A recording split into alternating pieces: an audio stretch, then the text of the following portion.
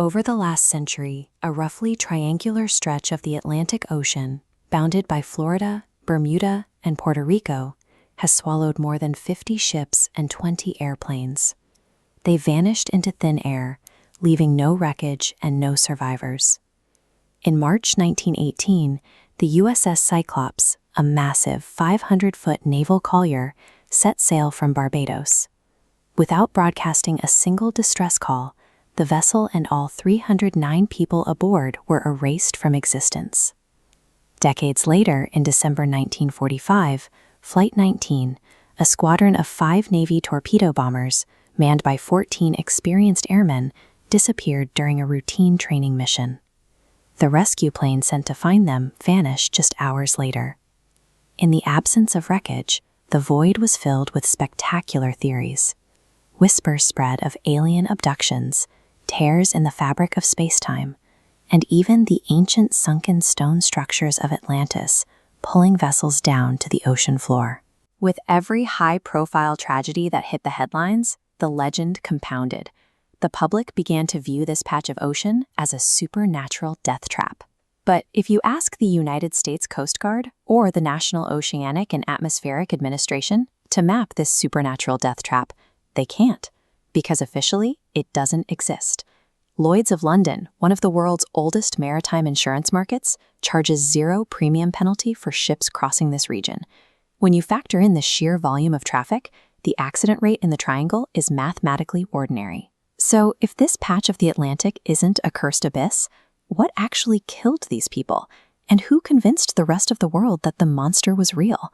The true hazards of the Western Atlantic come from the Gulf Stream. This massive, warm, underwater river flows directly through the region, acting as an engine for sudden, violent, and highly localized weather changes. This environment breeds rogue waves reaching over 50 feet high, and meteorological anomalies known as microbursts. A microburst is a weather bomb. A dense wall of cold air drops from a storm cloud at hurricane speeds, hitting the ocean and exploding outward. It can snap a ship's hull or knock an airplane out of the sky in seconds. This diagram shows the methane hydrate hypothesis. Pockets of methane gas trapped beneath the seafloor rupture, releasing massive bubble plumes. As gas mixes with the ocean, it drastically reduces water density. A ship caught directly above loses buoyancy and sinks. You don't need a portal to another dimension to explain a disaster. The raw physical mechanics of the ocean are lethal enough to swallow modern vessels whole. This map visualizes human presence. The region is a heavily congested shipping and flight corridor. Compounding this traffic is a navigational quirk. Magnetic north and true north perfectly align here. For unaccustomed pilots, this magnetic declination leads to severe disorientation. When you place heavy traffic in a confusing, storm-prone environment, human error and mechanical failures become deadly. The USS Cyclops, for example, sailed into severe weather while heavily overloaded, operating on only one functioning engine due to a cracked cylinder. Mix thousands of ships and planes with shallow reefs, sudden squalls, and basic navigational mistakes, and tragic accidents become a statistical certainty. If the science points so clearly to natural causes, the myth had to be built on purpose.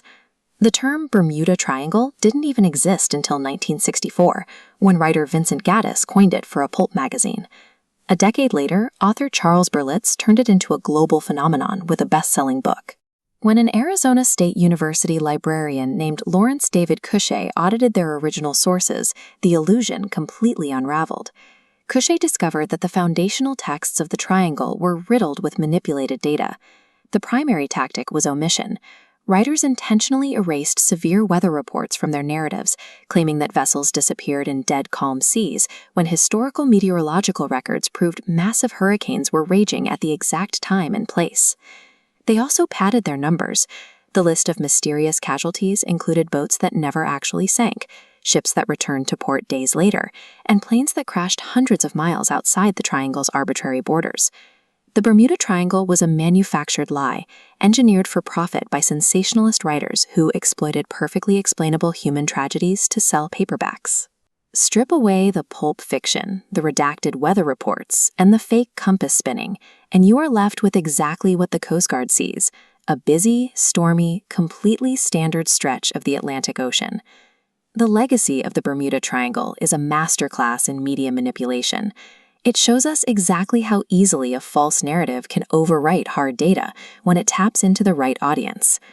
As human beings, we possess a deep-seated psychological bias toward the spectacular.